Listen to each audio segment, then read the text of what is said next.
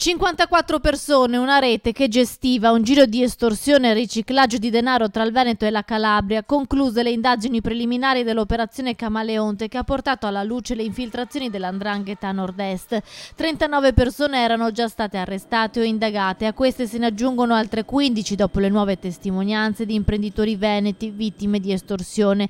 I nuovi provvedimenti in tutta la regione, Padova, Venezia, Vicenza, ben 4 a Tezze sul Brenta, Treviso e Belluno.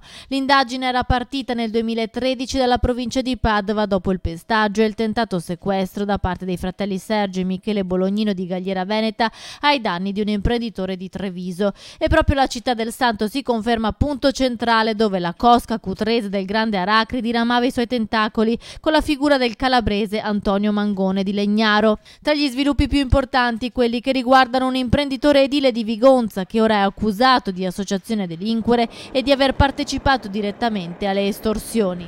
L'imprenditore, che già era indagato in una precedente fase, oggi risponde di 416 bis perché siamo riusciti a dimostrare come effettivamente partecipasse alle attività finanche estorsive dell'associazione, quindi partecipava in tutto e per tutto a quello che era l'attività dell'associazione, in questo caso di 'ndrangheta.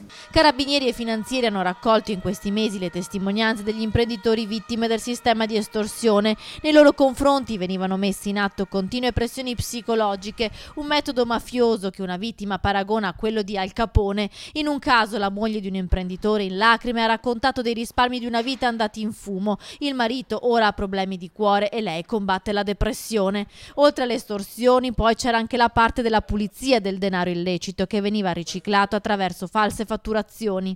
È un'impresa cartiera riconducibile appunto ai soggetti calabresi, emetteva false fatture nei confronti delle imprese locali, quindi c'era il giro di false fatturazioni.